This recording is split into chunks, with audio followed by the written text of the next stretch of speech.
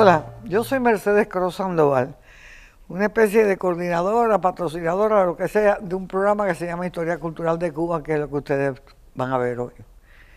Este programa surgió hace como 3 años, porque soy una verdadera y ferviente creyente de que la identidad nacional es uno de los componentes más importantes de la autoestima, y de que las personas que padecen de pobre autoestima tienen muy pobre identidad nacional.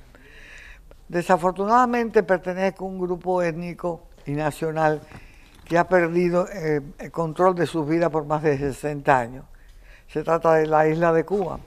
Y yo soy una enamorada de la cultura cubana y considero que debemos de conservarla para nuestros descendientes y como legado para la humanidad. ¿Por qué? Bueno, yo viví en la República de Cuba, unos cuantos años nada más, pero lo suficiente. Y la República de Cuba, que dura 50 y pico de años, nada más, hágame usted el favor, le da a la humanidad la mejor música popular del mundo.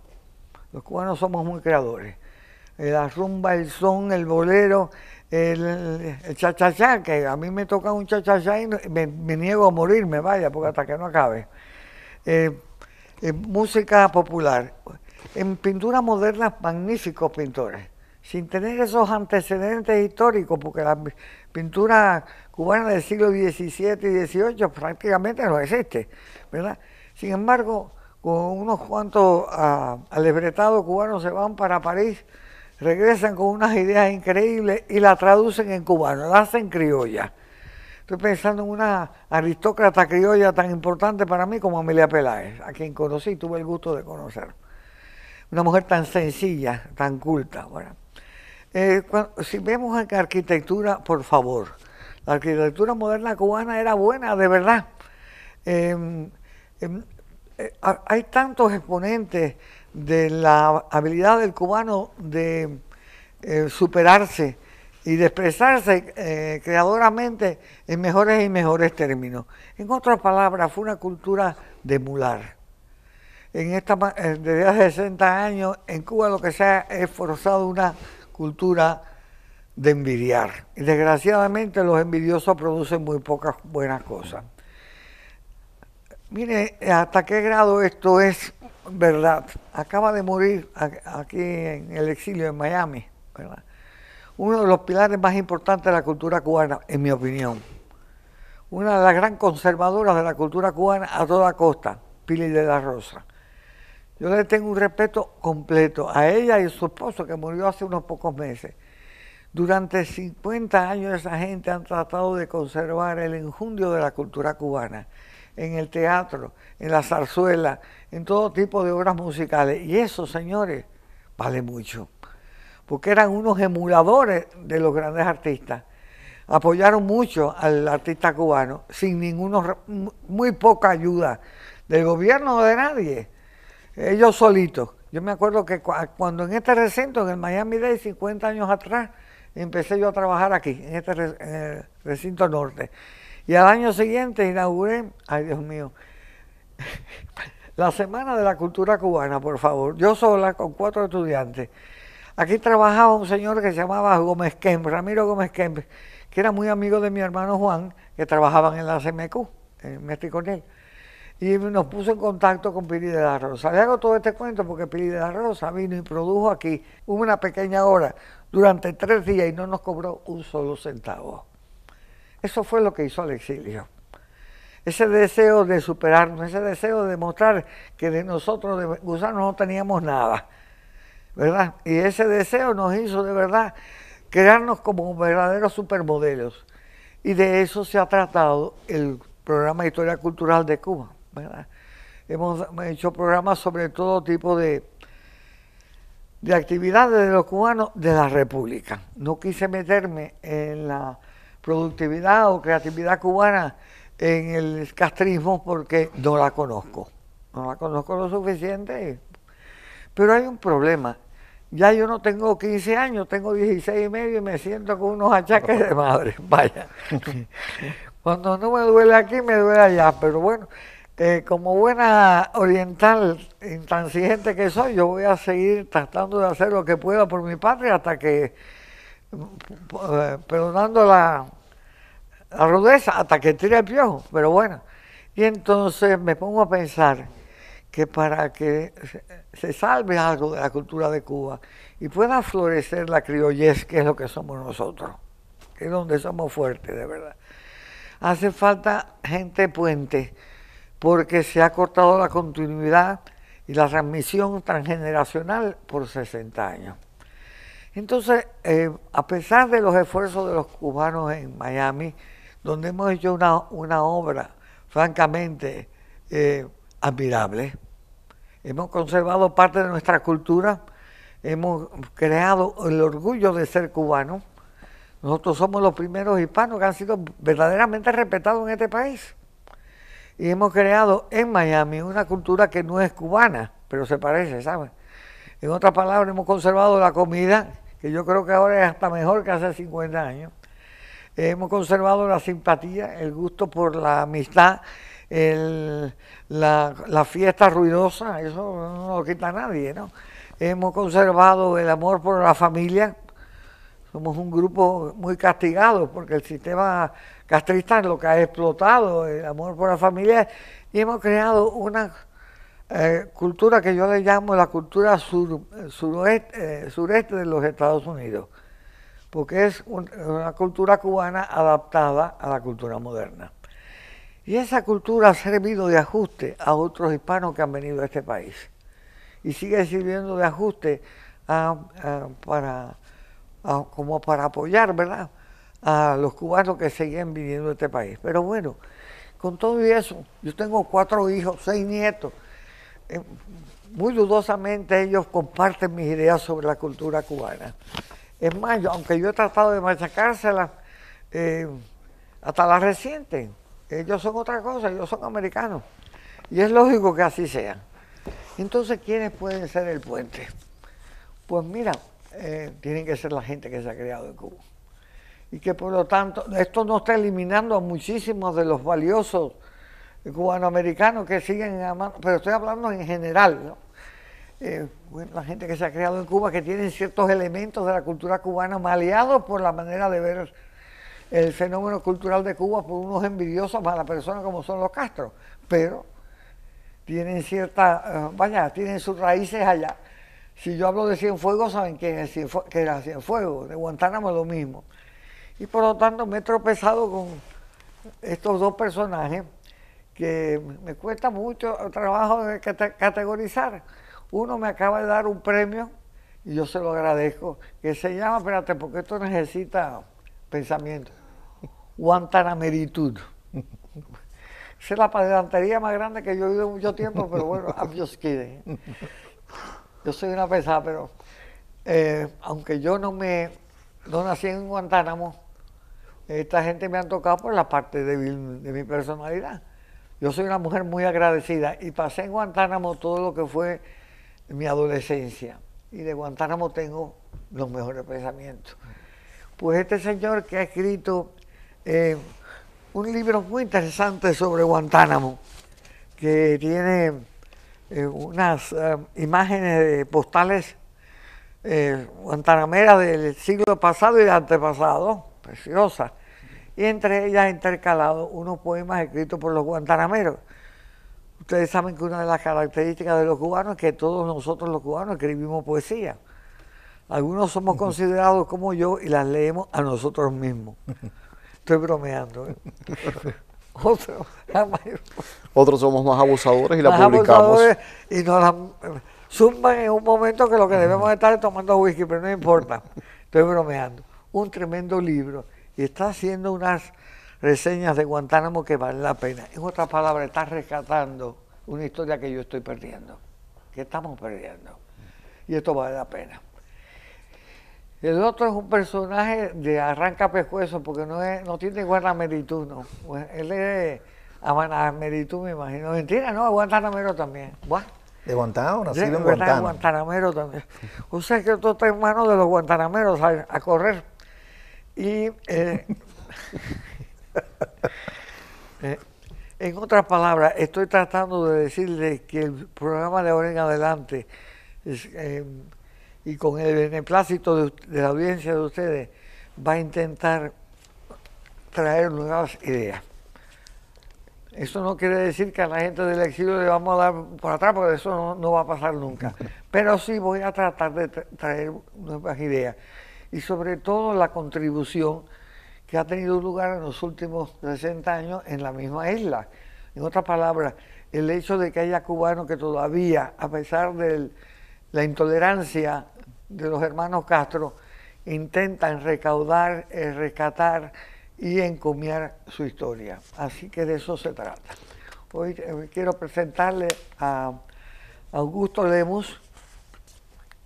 Lo conocí de niño, que su familia vivía en Baracoa y se mudaron para Guantánamo, igual que la familia mía, porque a Baracoa Oriente, le cayeron 3 plagas. Bueno, parece una cosa de babalao, ¿sabes? La discoteca, no sé qué, no sé cuánto. Y a la 3ª plaga se tuvo que ir hasta el gato. ¿Ok? Y tiene unos puntos muy interesantes y sobre todo mucho conocimiento de Guantánamo. Y después le presento a esta criatura que es increíble con su creatividad y su energía, ¿verdad? Y que su nombre es Ángel Velázquez. ¿Okay?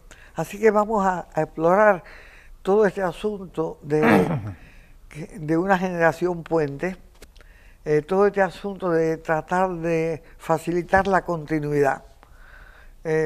Ahora con el hecho de que Lidia Cabrera ha sido afamada, todo el mundo conoció a Lidia Cabrera. Y los cuentos que me hace Lidia Cabrera no se parecen a Lidia Cabrera en nada. Pero en nada, el otro día, bueno, voy a seguir. Esa continuidad hace falta. La experiencia que yo haya tenido, y eso quizás ellos me tienen que frenar, la urgencia que yo tengo de contarlas. Porque se van a morir conmigo. La amistad con Lidia, por ejemplo, que merecía Lidia, señores, lo que puedo decir, era una aristócrata. Diga quien diga lo que diga. Una aristócrata que se dedicó toda su vida a entrevistar a la gente más pobre y más, marginadas de Cuba y sacarles toda la historia de lo que es el proceso evolutivo de la religión en Cuba. ¿Okay? Y Amelia Peláez, la mujer más tímida, más callada. Así que vamos a intentar esto. Así que, Augusto, te doy la palabra y después Angelito, que venga y me calle. Y me calle. Pues bueno, nada, antes que todo agradecerte la invitación y a tu audiencia y sí, nosotros somos de algún modo este tipo de generación puente, con la particularidad de que nacimos dentro de la isla, nos criamos allí bajo el régimen de los Castro, por lo tanto nuestra educación es básicamente marxista, donde se trastocan todos los valores tradicionales de la religiosidad, de la familia como núcleo de la sociedad y toda esta serie de cosas. Preservamos una imagen de la época republicana a través del legado que nos va dejando nuestros padres en un entorno que se va diluyendo poco a poco. Hoy se nos va el vecino de al lado, pasado se nos fue la compañerita de la escuela, la semana que viene muere la abuela, y cada día es una continua pérdida de historia, de entorno, que nos va dejando en un estado de indefección, que nos obliga a hacer como la mujer de Lot y mirar hacia atrás. No para convertirnos en estatua de sal, sino para rescatar nuestras raíces, para saber que no estamos hechos de la nada, que no salimos así de pronto de aquel caos, de aquel ciclón que es la revolución, de aquel proceso de cambio en el que están inmersas tantas cosas, en las que hay tantos discursos paralelos. Y entonces nos echamos esta mirada atrás y viene con eso de lo que tú hablabas, el rescate, ir a ver a las personas mayores y preguntarle, cuéntame tu historia, saber escuchar. Cuando uno es joven, uno sabe tanto que no tiene prácticamente espacio para aprender. No lo sabemos todo y tenemos siempre un discurso que hacer. Pero en algún momento uno adquiere algo de prudencia y empieza a entender que la única forma de realmente aprender es escuchar. Entonces vamos a los viejos a preguntarle por la historia de las bandas o de las academias, de la música tradicional, de la música popular de la que tú hablas, y vas descubriendo los valores. Entonces viene la lectura y el repensar. Y en eso estamos inmersos aquí, en rescatar un poco la historia de nuestro pueblo, de esa palabra que yo he creado, la Guantanameritú, para identificar características particulares de esa región tan singular de Cuba. Y que creo que es imprescindible que lo hagamos todos y cada uno de los cubanos, cada uno por su región, por su medio, por su hábitat, seas de Santiago de Cuba, de Pinal del Río, de La Habana, de Guanacabayabo, de donde seas. Rescatar ese entorno para poderlo entonces luego insertar para que nos dé el mosaico tan rico que es la cubanidad. Creo que es parte esencial que todos debemos acometer.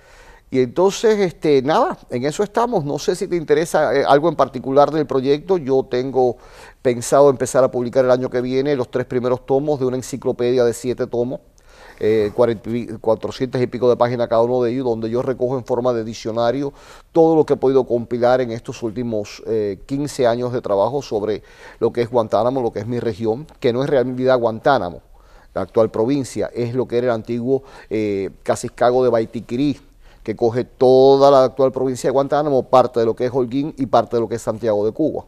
Entonces yo me voy a esta definición geográfica, aunque no es la geografía quien define el término, no es un término geográfico, es un término etnocultural, a partir de nuestras características, y en eso estoy metido. Y hablando de la República, creo que sí, que hay cosas de nuestros valores, por ejemplo, cuánto hizo ProArte Musical, cuánto hizo la Universidad del Aire, cuánto hicieron las asociaciones cubanas del 50. El Liceo de La Habana. El Liceo de La Habana.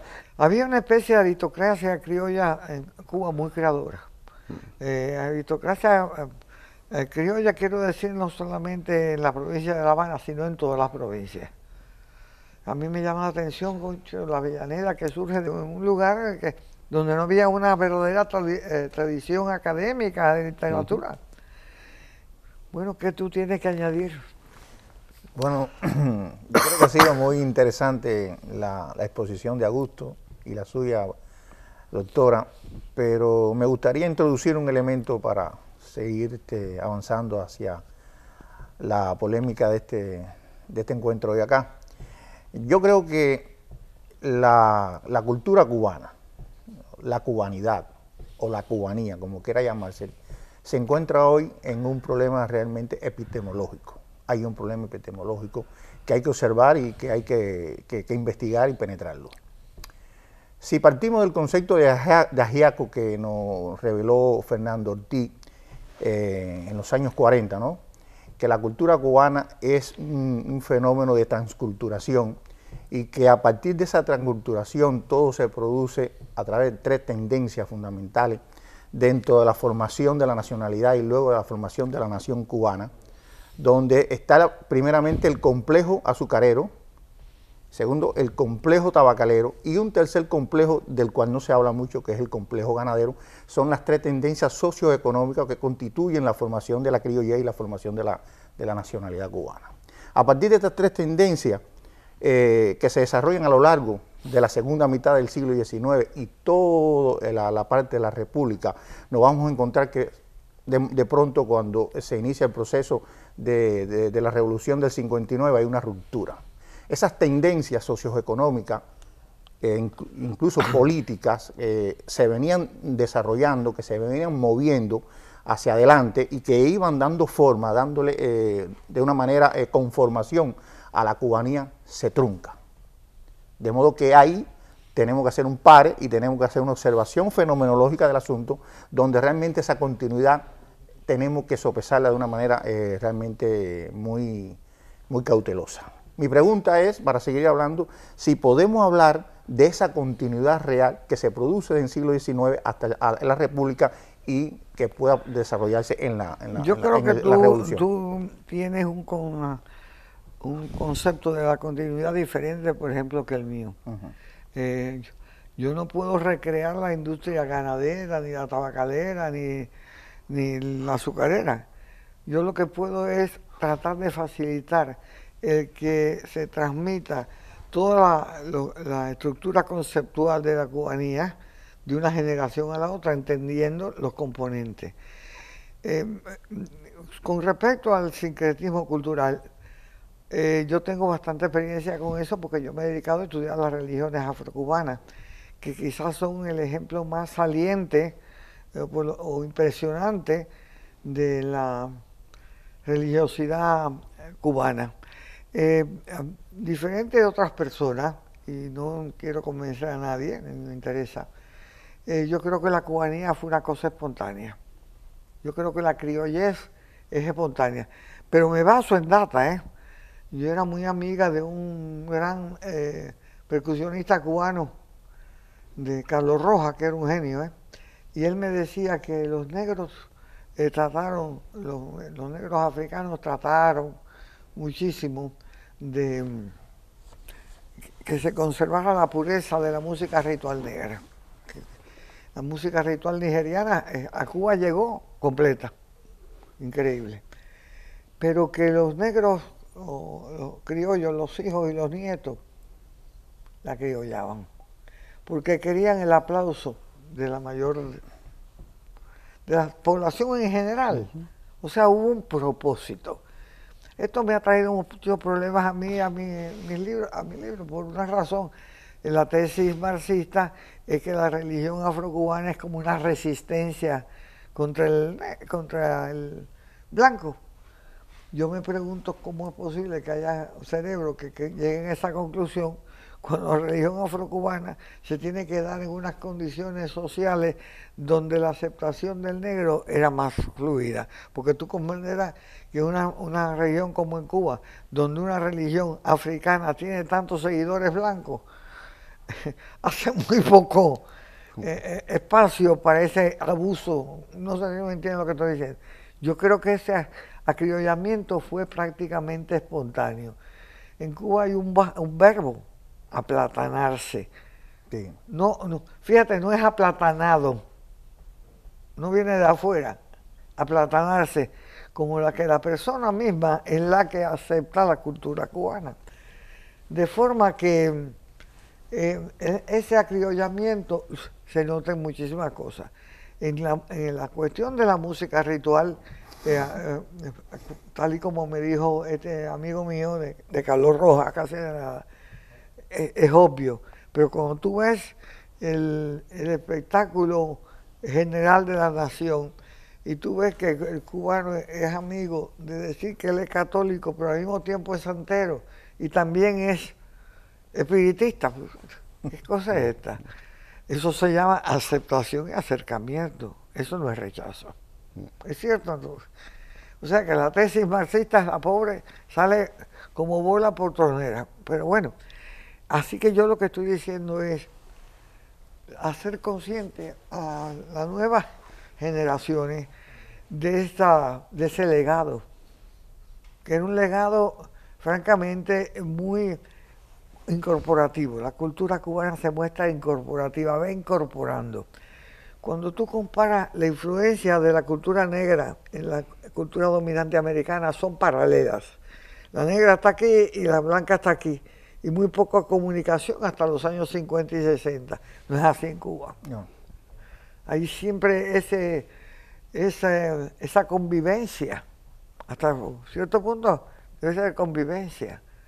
Y yo creo que el acriollamiento también tiene que ver con el factor genético. Ocurre desde el principio de la colonia. El hecho de que hubieran muy pocas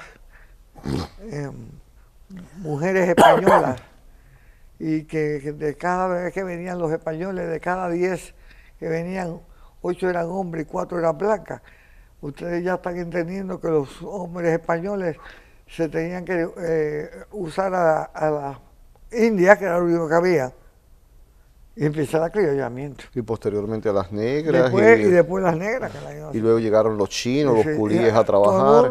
Y usted señala algo que para mí es capital, que es esa capacidad que tiene el cubano de adaptación, de incorporación porque lo vemos en la música, por ejemplo, España es el más latino de las tierras conquistadas por el Imperio Romano, pero España estuvo por los godos, por los visigodos, o sea, fue un país conquistado muchas veces, ocupado muchas veces, con muchas influencias. O sea, España en sí mismo es un mosaico, como la mismamente ocurre con África. Y entonces luego este mestizaje, esta mezcolanza se hace de forma natural, espontánea y continua.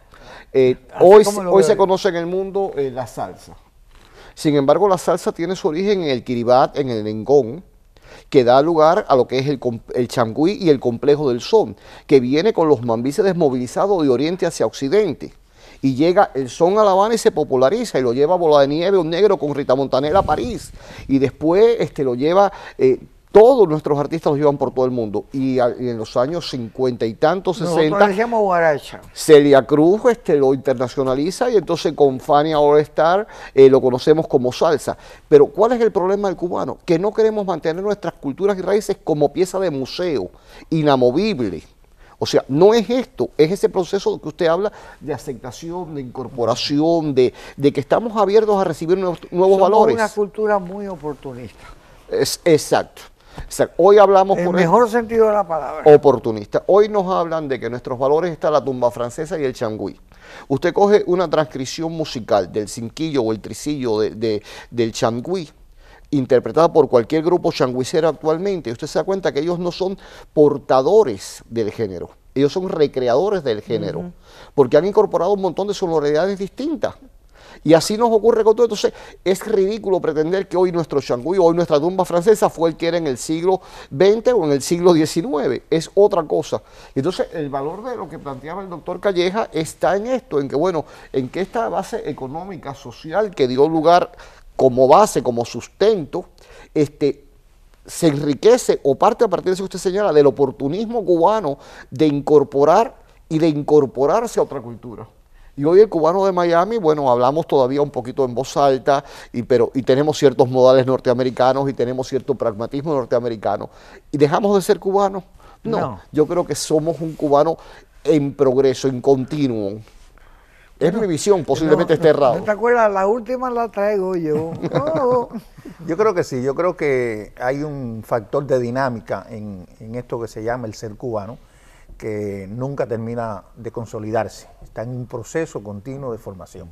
De modo que cuando yo digo formación estoy usando una palabra dentro de la concepción de la dinámica, de proceso que nunca termina. Nunca podemos decir que el ser cubano es el ser cubano es. Hay una temporalidad, esa temporalidad tiene que ser, no sé, clasificada, investigada, hacia el fondo. Yo quisiera poner un ejemplo, sencillamente, porque siempre parto de los orígenes, me gusta interpretar los orígenes, hacer un estudio genealógico para ver cómo suceden las cosas posteriores o cómo van sucediendo en la actualidad. Y la región del Cauto, la región que nosotros conocemos como Manzanillo, Holguín, Tunas, por ejemplo, tiene una particularidad muy trascendente en este proceso de la formación del ser cubano y de la cubanía. Y es que, por ejemplo, allí, desde el siglo XIX, hay una fusión muy interesante, incluso patriarcal, entre el amo y el esclavo. No sucedía en Occidente, no sucedía en Matanzas, donde estaban los grandes enclaves, digamos, esclavistas, ni sucedía en, no sé, en Guantánamo, en Santiago de Cuba, donde existían los grandes enclaves cafetaleros. Sin embargo, en esta región, la situación era diferente. Ya había una dinámica totalmente diferente del tiempo y de la propia etnología de la vida cotidiana, en que el esclavo tenía una participación frente al amo, que esto produjo una dinámica totalmente fuera del contexto de lo que era la cubanía en sentido general en la formación de la nacionalidad. No sé si... Bueno, pero Bayamo fue una de las ciudades que más se destacó durante los primeros 2 siglos. Una ciudad que aparece en la historia desde el principio de Cuba, cuando secuestran al arzobispo que de ñapa era contrabandista, vaya, hablando de todo un poco. Bayamo era una ciudad muy rica en contrabando, y el contrabando conlleva contacto con el exterior. O sea que hay una dinámica bastante diferente a otras ciudades, pero bueno, estamos de acuerdo que la cubanía es oportunista porque es adaptarse ahora. Ahora. La cosa es gozar ahora. A mí nadie me quita lo bailado. ¿Oíste? Y esas son las máximas. Es un sistema de valores muy eficiente para adaptarse a cualquier cosa. Desafortunadamente está muy poco eficiente para sacarse de arriba algo, porque el cubano sigue optando por gozar lo que pueda. La menor resistencia. La menor resistencia. La menor resistencia, Sí. disfrutar el... Sí, hay un hecho, hay un fenómeno que yo creo que es bastante visible y se ve en el exilio, o se ve en la trayectoria del exilio, y es cómo la cubanía continúa en lo que constituye su parte espiritual, fundamentalmente. Porque realmente no puede traer ciertas cosas de Cuba que se habían creado desde el punto de vista constitucional, socioeconómico, ¿no? Pero sí trae incorporado lo que yo considero que, para decirlo de algún modo, la superestructura, en este caso de la música, los rituales, y entre otras instituciones en ese plano. Ahora, habría que ver en qué sentido eso conlleva a que haya un cubano, un ser diferente en estos 50, 60 años de exilio. Me parece que podríamos trabajar en torno a eso para ir rescatando esa continuidad que buscamos. Bueno, fíjate que hay una cosa muy notable. Al principio del exilio había una gran concentración de habaneros. De habaneros no de clase alta, sino media y baja. ¿Por qué? Porque era más fácil conseguir los papeles para salir si tú eras de La Habana que si tú eras de Baracoa Oriente. Bueno, y aquí se impone. Cuando yo llego a Miami, yo estaba viviendo en España y había vivido en Puerto Rico. Bueno, llego a Miami en el año 67. A mí me llamó tanto la atención porque yo tengo una amiga muy sofisticada, muy culta y de muy buena familia de plata. Me lleva a la peluquería. Y cuando vamos a la peluquería, el peluquero de ella viene, la abraza y le mete un beso. Bueno, no sexual, pero digo, ¿y esto qué? En La Habana eso no sucedía 10 años antes. Pero ahora este peluquero está diciendo, ahora todos estamos fastidiados. Porque eso fue muy parte de los primeros 10 años. Cuando tú veías que el amigo tuyo que era abogado estaba limpiando el piso del restaurante. Eso era bastante común aquí. Los doctores estaban metidos de taxistas. Mis tías, la pobre, lavaban los inodoros y los baños de los cruceros. Mi mamá recogía tomate en, ¿cómo se llama? En Homestead, que cuando venía se sacaba 2 tacos de tierra de la nariz. ¿Okay? Eso fue una subversión democrática increíble. Si tú tienes entonces que mucha gente de clase media baja, pero que saben de electricidad, de plomería, ganan más que el médico y el doctor, esa gente dice, ¿qué cosa? Aquí hay que respetarme.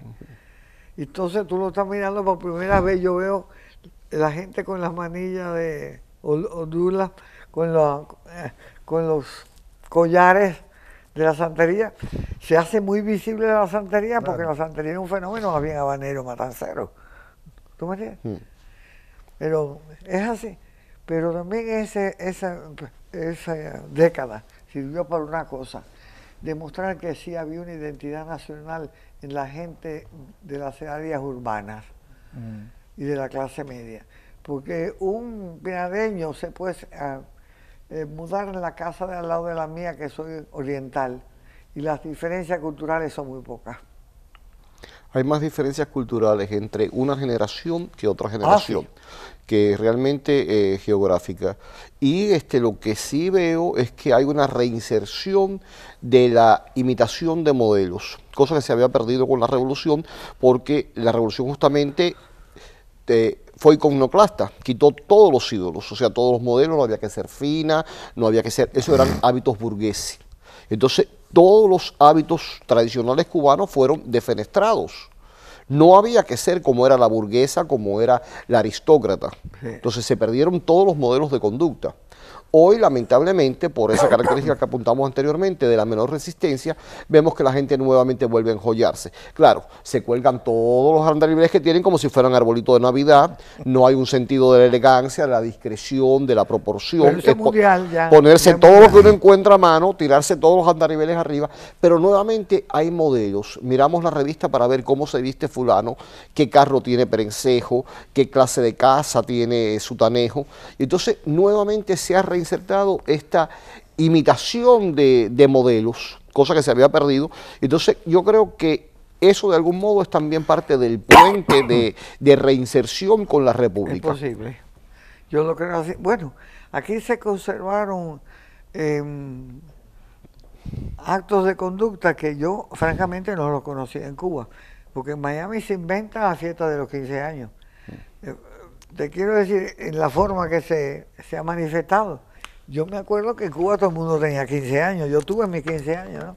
Pero los 15 años se celebraba en mi casa con las amiguitas del barrio, blancas, negras, lo que fueran. Está elaborado con 15 muchachos y un vals disfrazada de Tutankamen. Yo nunca lo vi en Cuba. Pero lo más importante es que eso lo inventan aquí en el exilio y de buenas a primeras es exportado al mundo entero. Ahora en España se celebran los 15 años y en toda la América Latina. O sea, ahora nosotros somos modelos. Hay una cosa que también me interesa en este problema de la cubanía y es ver cuál es la esencia de la cubanía. Aun cuando hay una dinámica en la continuidad y hay particularidades temporales, el cubano no siempre es el mismo, pero el cubano tiene que ser el mismo. ¿Cuál es la esencia de la cubanidad? Yo creo que la cultura cubana es una cultura de resistencia y de adaptación. Es inamovible eso. Es lo que hace característico al cubano. Aun cuando hay manifestaciones en la superficie, musicales, de todo tipo, artística, hay algo que le da inmanencia a la cubanidad. Y creo que eso hay que tomarlo en cuenta porque de ahí podemos... Bueno, los auténticos decían la cubanidad es amor. Es amor, mira. Amor. Y tenían otra frase muy interesante. Bueno, los cubanos han inventado, si tú miras las expresiones idiomáticas, por lo menos nosotros los antropólogos que nos fijamos tanto en eso, los cubanos tienen expresiones idiomáticas que no las tiene ningún otro pueblo hispano. Oye, que el desorden sea con orden, que el desorden sea con orden. Eso no lo entiende nadie. ¿Tú? Pero tiene una lógica. Sí, no, sí. O sea, no te tires. Y una de las cosas particulares que a mí me maravilla realmente es el sentido de pertenencia.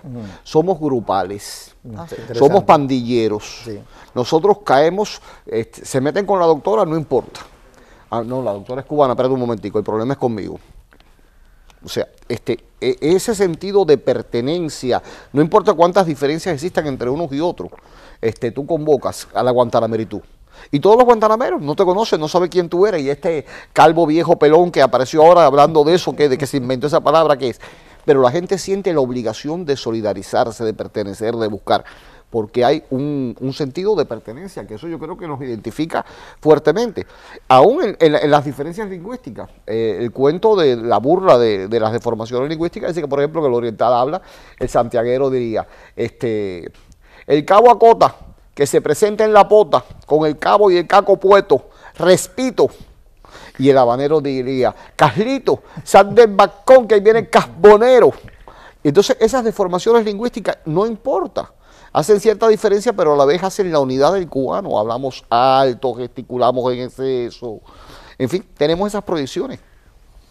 Interesante. No, nosotros somos... yo creo que una de las esencias de la cubanía es que éramos un pueblo sumamente optimista, muy optimista.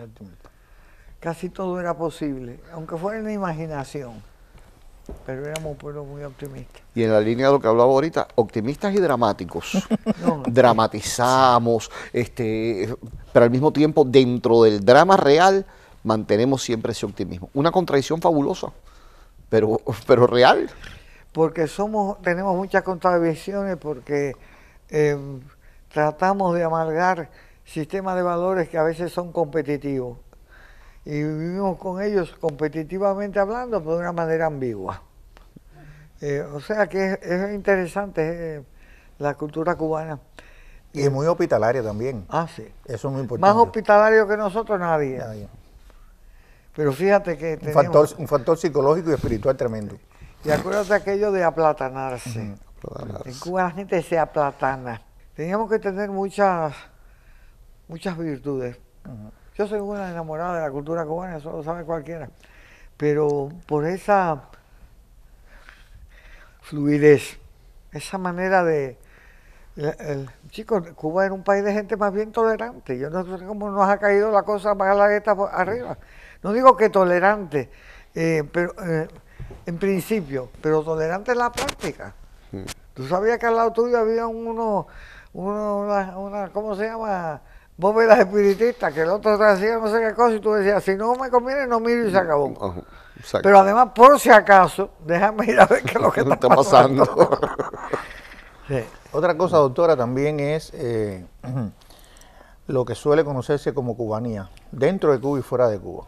Porque generalmente hay una concepción un poco folclorista de la cultura cubana.